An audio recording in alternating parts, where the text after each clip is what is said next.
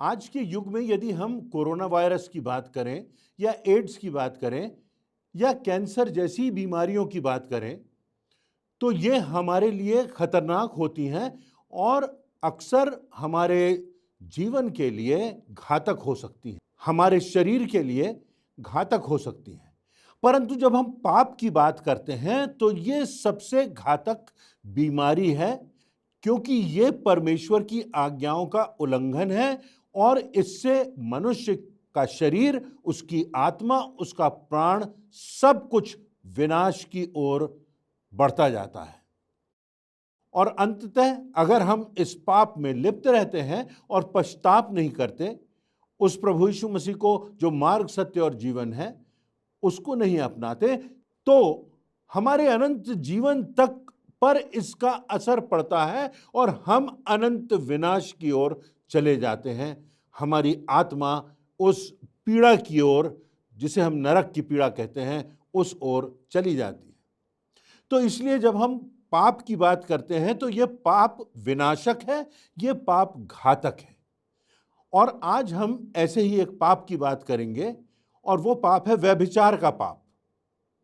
व्यभिचार जो शब्द है उसका अर्थ ही यह होता है कि जो अनर्थ का विचार है, जो व्यर्थ का विचार है, क्योंकि हर विचार ही कर्म को जन्म देता है और इसलिए यह व्यभिचार कहा जाता है।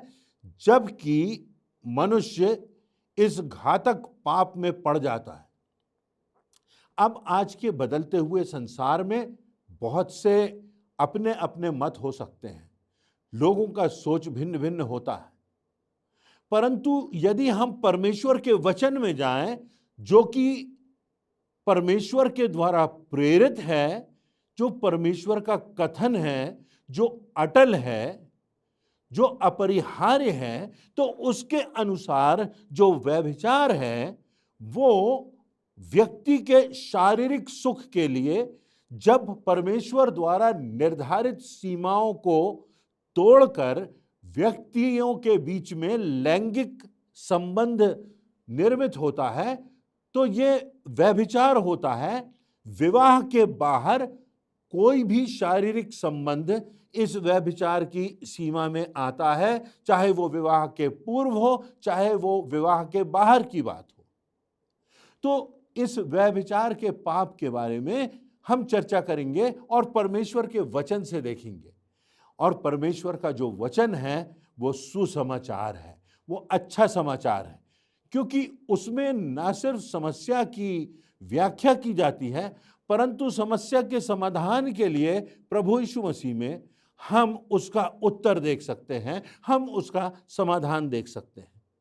तो जो व्यभिचार का पाप है यह घातक है, क्योंकि यह परमेश्वर की आज्ञाओं को, परमेश्वर के द्वारा ठहराए गए मूलों और मापदंडों को तोड़ना होता है।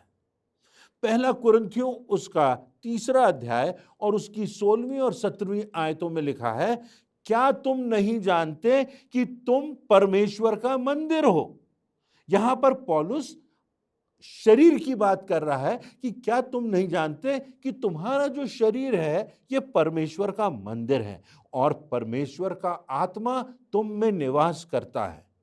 और उसके बाद पौलुस चेतावनी देता है, वो कहता है यदि कोई परमेश्वर के मंदिर को नाश करेगा तो परमेश्वर उसको नाश करेगा, क्योंकि परमेश्वर का मंदिर पवित्र है और वह तुम हो। तो यह आश्चर्यजनक बात है कि परमेश्वर मनुष्य के हाथों द्वारा निर्मित भवनों में नहीं रहता, परमेश्वर हम में निवास करता है, हमारे हृदय में निवास करता है, उसका आत्मा हम में निवास करता है। इसलिए जो हमारा शरीर है उसको परमेश्वर के वचन में परमेश्वर के मंदिर की संज्ञा दी गई है और लिखा हुआ है जो परमेश्वर के मंदिर को नाश करेगा परमेश्वर उसको नाश करेगा। मैं अगर अपनी इच्छाओं से, अपनी भावनाओं से परमेश्वर के द्वारा ठहराए गए मूल्यों और मापदंडों को तोड़ूंगा, उससे मेरा शरीर और मेरी आत्मा विनाश की ओर जाएगी, तो निश्चित रूप से यह परमेश्वर की दृष्टि में बहुत ही गंभीर बात है और परमेश्वर यहां तक कहता है कि मैं उसको नाश करूंगा। पहला यूहन्ना उसके दूसरे अध्याय की 16वीं आयत में लिखा है, क्योंकि जो कुछ संसार में है, अर्थात शरीर की लालसा और आंखों की लालसा और जीविका का घमंड, वो परमेश्वर की ओर से नहीं है, वो सांसारिकता के कारण है। हमारी जिंदगी में जो लालसाएं हैं और चाहे जीविका का घमंड है, ये परमेश्वर पिता की ओर से नहीं है। और इसलिए ऐसी लालसाएं जो हमारी भावनाओं पर आधारित हो जाती हैं, जिनमें हमारी भावनाएं और हमारी शारीरिक तुष्टि प्राथमिक हो जाती है, वो परमेश्वर की ओर से नहीं है। जो व्यभिचार की बात है, जो अनैतिक संबंधों की बात है, वो बहुत ही खतरनाक बात है। अय्यूब की पुस्तक के 31वें अध्याय की पहली आयत में एक बहुत आधारभूत बात अय्यूब लिखता है। वो लिखता है, मैंने अपनी आंखों से वाचा बांधी है, फिर मैं किसी कुंवारी पर क्यों कर आंखें लगाऊंगा। मैंने अपनी आंखों के विषय वाचा बांधी है। परमेश्वर से मेरी प्रतिबद्धता है, मेरा कमिटमेंट है। मैंने अपनी आंखों को परमेश्वर को समर्पित कर दिया है, और इसलिए मैं किसी पर कुदृष्टि क्यों डालूंगा। बाइबल में एक विशिष्ट पुरुष का उदाहरण दिया जाता है। व्यक्ति का नाम शिमशोन है, और शिमशोन को परमेश्वर ने चुन लिया है, और शिमशोन पर परमेश्वर की असीमित आशीषें हैं, परमेश्वर की योजना है। परमेश्वर हमको अपनी योजना के तहत तो भेजता है। हर एक व्यक्ति के जीवन में परमेश्वर की एक योजना होती है, परमेश्वर की एक इच्छा होती है, परंतु परमेश्वर ने हमको स्वतंत्र इच्छा दी है, और उस स्वतंत्र इच्छा से कभी हम गलत निर्णय भी करते हैं। तो यहां पर यही होता है। शिमशोन का उदाहरण है, परमेश्वर का विशिष्ट होगा, परमेश्वर का नाजीर कहा गया है। न्यायियों की पुस्तक उसका 13वां अध्याय और उसकी 5वीं आयत में लिखा है, यहां तक कि जब उसकी माता गर्भवती थी तो लिखा हुआ है कि तेरा एक बेटा उत्पन्न होगा और उसके सिर पर छुराना फिरवाना, क्योंकि वह जन्म से ही परमेश्वर का नाजीर रहेगा, और इस्राएलियों को पलिश्तियों के हाथ से छुड़ाने में वही हाथ लगाएगा। उसकी अहम भूमिका होगी। वो एक स्वतंत्रता संग्राम का सेनानी होगा, अगुवा होगा, और जो इस्राएलियों को, जो परमेश्वर की विशिष्ट प्रजा है, चुने हुए लोग हैं, उनको गुलामी से मुक्त कराएगा। तो वो जब मां के गर्भ में था, शिमशोन तब से ही परमेश्वर का नाजीर था, परमेश्वर का विशिष्ट था। परमेश्वर ने उसको विशिष्ट आशीषें दी थी। न्यायियों 13:24 में लिखा है, और वह बालक बढ़ता गया और यहोवा उसको आशीष देता रहा। बाल्यकाल से ही, माता के गर्भ से ही वो आशीषित था, और लिखा है यहोवा उसको आशीष देता रहा। न्यायियों 13:25 में लिखा है, और यहोवा का आत्मा उसको उभारने लगा। परमेश्वर का आत्मा उसके साथ था। यदि आप 16वें अध्याय की, इसी पुस्तक न्यायियों के 16वें अध्याय की 28वीं आयत को देखेंगे, तो यहां लिखा है कि वो ना सिर्फ आशीषित था, परमेश्वर का चुना हुआ था, परंतु प्रार्थना करने वाला भी था। उसकी प्रार्थना लिखी है, यहोवा की ओर उसने देखा और दुहाई दी कि हे प्रभु यहोवा, मेरी सुधि ले। हे परमेश्वर, अब की बार मुझे बल दे कि मैं पलिश्तियों से अपनी दोनों आंखों का एक पलटा ले सकूं। परमेश्वर से वो प्रार्थना कर रहा है कि ये जो तेरे विरोधी लोग हैं, ये जो तेरे राज्य को बढ़ने नहीं देते, प्रभु मुझको शक्ति दे कि मैं इनसे पलटा ले सकूं। परमेश्वर ने उसे अपना न्यायी करके भी नियुक्त किया था। यदि आप न्यायियों की पुस्तक उसके 15वें अध्याय की 20वीं आयत में देखेंगे तो लिखा हुआ है, शिमशोन तो पलिश्तियों के दिन 20 वर्ष तक इस्राएलियों का न्याय करता रहा। वो जज था, न्याय करने वाला था, और परमेश्वर ने उसको असीमित शारीरिक शक्ति दी थी।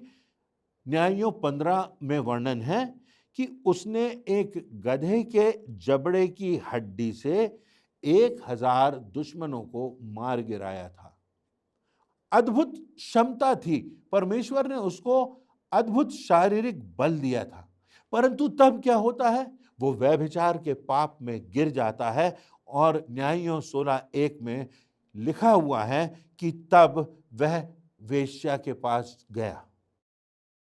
उसी प्रकार यदि आप आगे अध्ययन करेंगे 16वें अध्याय और उसके आगे, तो आप देखेंगे कि दलीला नाम की एक भ्रष्ट युवती से उसका संबंध हो जाता है।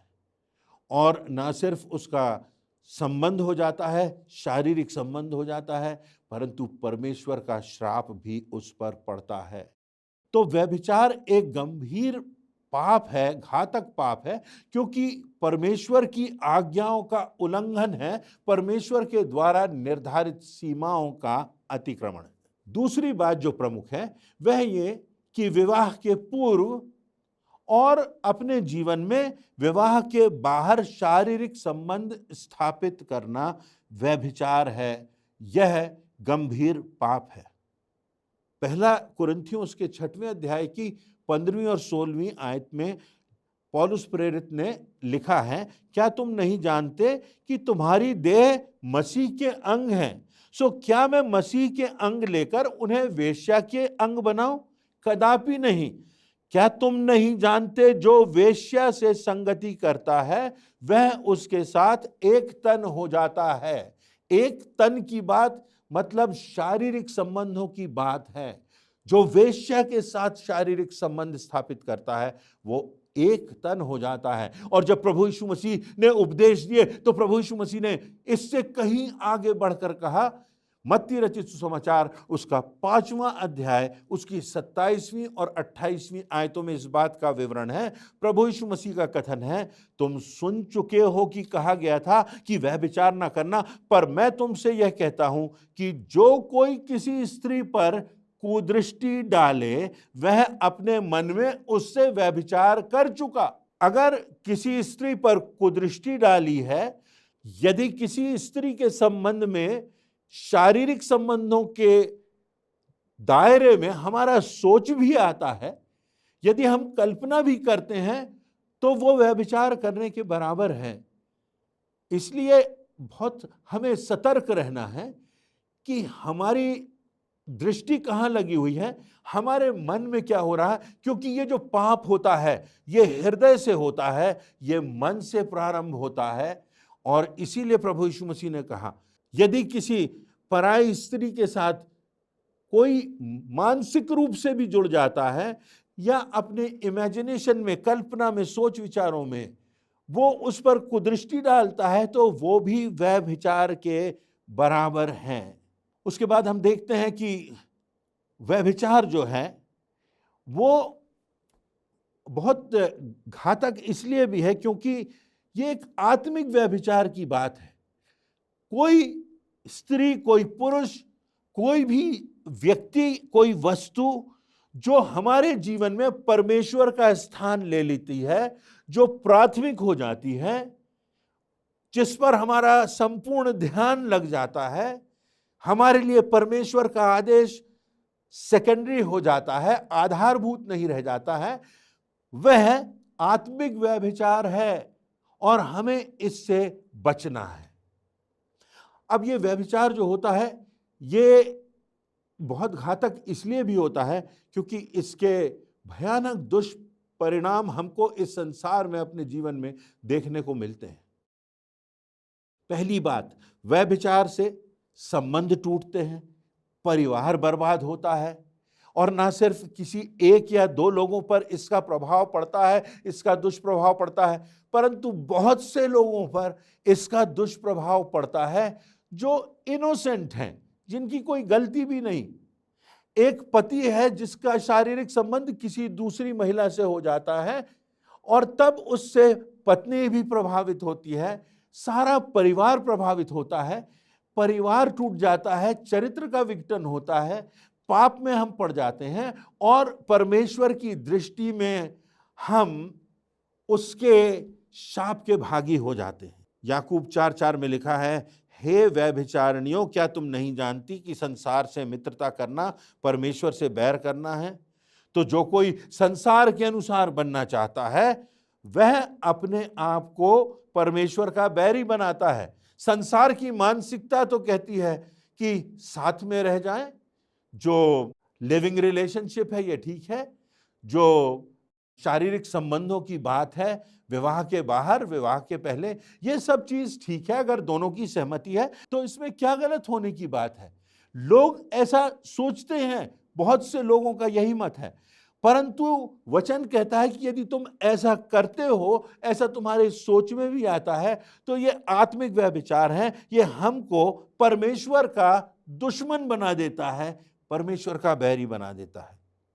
और पहला कुरिन्थियों उसके 6वें अध्याय की 9वीं और 10वीं आयत में जहां पर उन लोगों का वर्णन है, वर्गीकरण है, जो लोग नरक की आग में विनाश की ओर जाएंगे और जो लोग परमेश्वर के राज्य के वारिस नहीं होंगे, वचन में लिखा हुआ है, क्या तुम नहीं जानते? और उसके आगे वो कहता है, धोखा ना खाओ, ना वेश्यागामी, यहां पर वेश्यागामी शब्द आया है, ना परस्त्रीगामी, ना पुरुषगामी, ना सृष्टि के उपासक, ना चोर, ना लोभी, ना पियक्कड़, ना गाली देने वाले, ना अंधेर करने वाले परमेश्वर के राज्य के वारिस होंगे। क्या तुम नहीं जानते? धोखा ना खाओ। सबसे बड़ा धोखा तुम अपने आप को दे रहे हो, क्योंकि तुम परमेश्वर के राज्य के वारिस नहीं होगे अगर इस व्यभिचार में तुम पड़ गए हो। बिल्कुल स्पष्ट लिखा है। पुरुषगामी भी इसमें आया है। आजकल पुरुष का पुरुष से, स्त्री का स्त्री से विवाह होना कई देशों में सामान्य बात हो रही है। इसको स्वीकार किया जा रहा है। यह परमेश्वर के बैरी होने की बात है। यह परमेश्वर की व्यवस्था को ठुकराने की बात है। यह परमेश्वर के वचन को रौंदने की बात है और हमको इससे बच करके रहना है। अब प्रश्न ये उठता है कि हम व्यभिचार से कैसे बच सकते हैं। सबसे मूलभूत बात यह है कि हमारे हृदय में परमेश्वर का भय होना चाहिए। देखिए, हम सोचते हैं कोई बात छुपी हुई है, किसी को मालूम नहीं है, कोई बात किसी को मालूम नहीं चलेगी, ये बात 2 जनों के बाहर नहीं जाएगी। क्या परमेश्वर की दृष्टि हम पर नहीं लगी है? क्या परमेश्वर से हम बच सकते हैं? क्या परमेश्वर नहीं देख रहा है? एक छोटे से गांव की घटना है।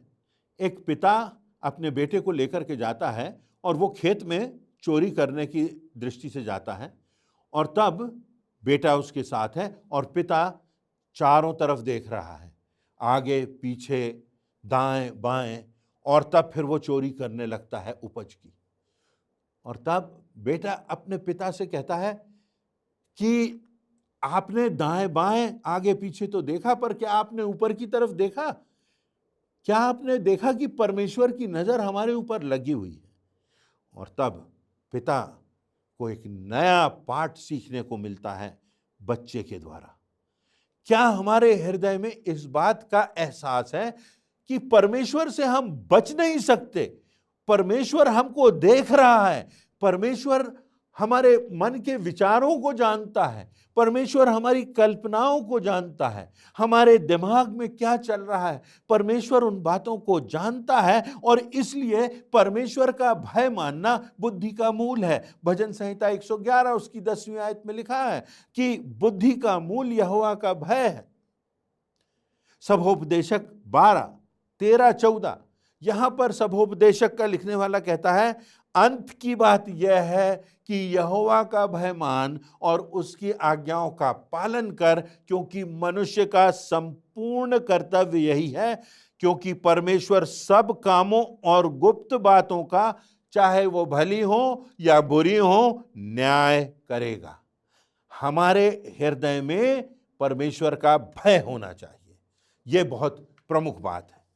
दूसरी बात जो है वो आत्म संयम की बात है, हमारे संयम की बात है। लालसाओं को, शारीरिक भावनाओं को, इच्छाओं को हमारी दृष्टि कहां लगी हुई है, इन सब बात में संयम की बात है। तीतुस 2:12 में लिखा है, हम अभक्ति और सांसारिक लालसाओं से मन फेरकर इस युग में संयम, धर्म और भक्ति से जीवन बिताएं।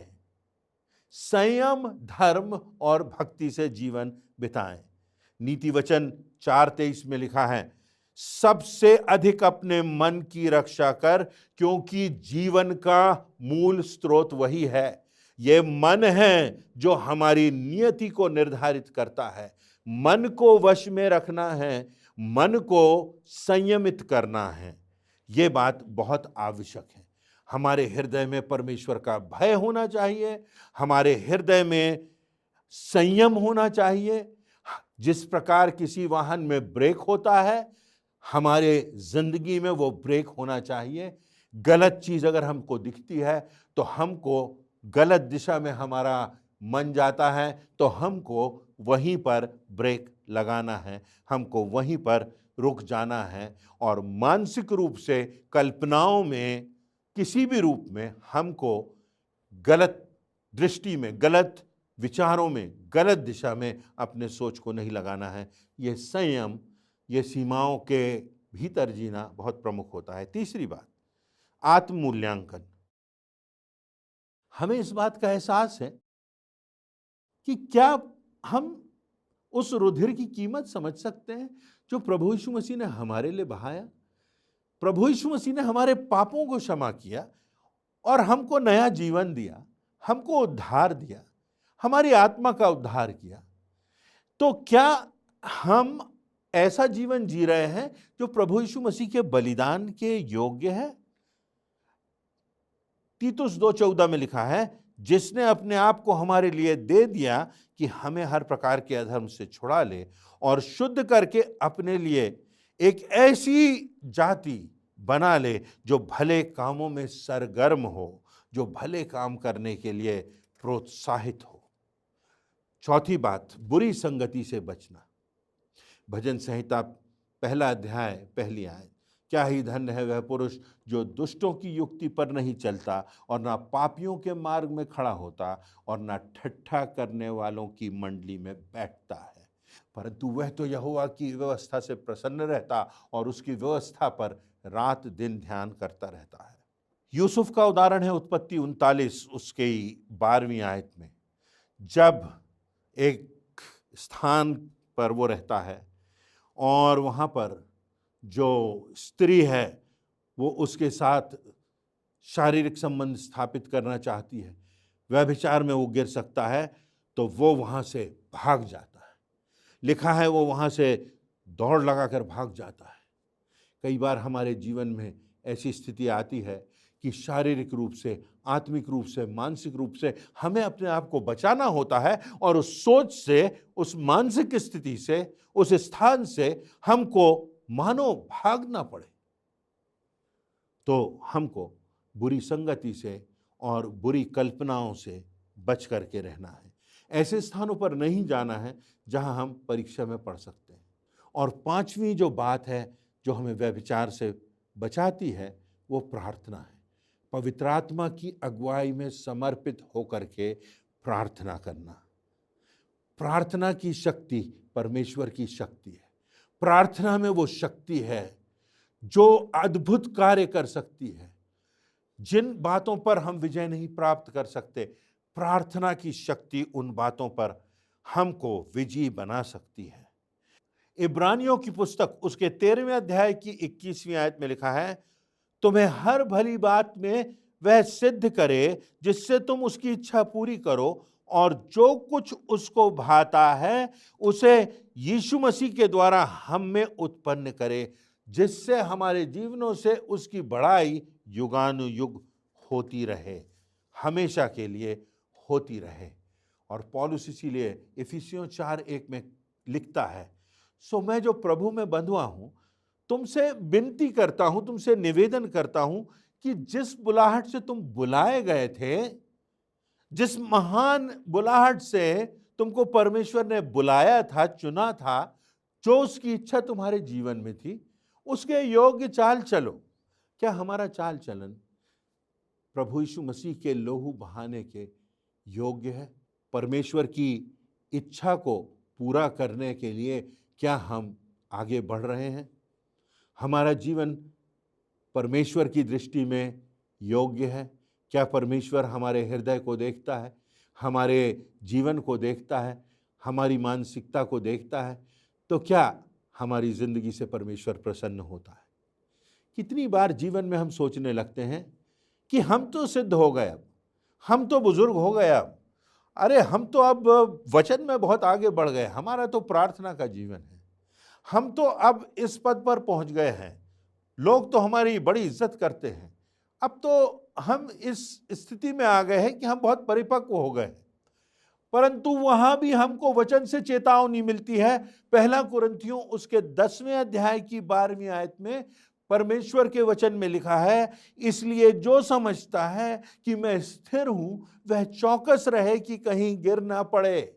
हमको चौकस रहना है यदि हम सोचते हैं कि हम स्थिर हो गए हैं, क्योंकि ऐसा ही समय होता है जब शैतान का आक्रमण हमारी जिंदगियों में होता है। तो हमको इन बातों का ध्यान रखना है। परमेश्वर का भय मानना है पहली बात। परमेश्वर की दृष्टि हमारी जिंदगी में, हमारे जीवन पर, हमारे कार्यों पर, हमारी मानसिकता पर, हमारी कल्पनाओं पर, हमारे सोच पर लगी हुई है। हम परमेश्वर से नहीं बच सकते। दूसरी बात, हमारी जिंदगी में वो संयम होना है। हमको ब्रेक लगाना आना है। हमारी भावनाओं पर, हमारी लालसाओं पर हमारा नियंत्रण होना चाहिए। तीसरी बात, हमें आत्म मूल्यांकन करना है कि क्या हम प्रभु यीशु मसीह के बलिदान के योग्य, परमेश्वर की बुलाहट के योग्य चाल चल रहे हैं कि नहीं। हमें बुरी संगति से बचना है और हमें पवित्र आत्मा की अगुवाई में, प्रार्थना में लौलीन रहना है, क्योंकि संतोष सहित भक्ति बड़ी कमाई है। इस भक्ति के जीवन से, इस प्रार्थना के जीवन से, इस परमेश्वर की निकटता के जीवन से, इस प्रभु यीशु मसीह की समानता में बढ़ते जाने की प्रेरणा से हमारी जिंदगी मजबूत होगी और व्यभिचार के खतरनाक और घातक पाप से हम बच सकेंगे। एक और मौका है, हमको परमेश्वर बार बार मौके देता है। हो सकता है कि हमने गलत काम अपनी जिंदगियों में किए हों, बहुत से पापों में हम पड़े हों और आज भी हमारा सोच गलत धारा में जा रहा हो, परंतु परमेश्वर आज हमको क्षमा करने को तैयार है। परमेश्वर आज भी हमको बुला रहा है। प्रभु यीशु मसीह के रक्त के छिड़काव से हमारा उद्धार और हमारे मन की शुद्धता का होना संभव है। आइए इन वचनों से हम अपने जीवन का पुनर्मूल्यांकन करें और परमेश्वर की राह पर चलें और विजयी जीवन जी सकें और इस जीवन के बाद परमेश्वर के धाम में पहुंचने की निश्चितता हम सबों को प्राप्त हो। परमेश्वर इन वचनों से हमें आशीषित करे।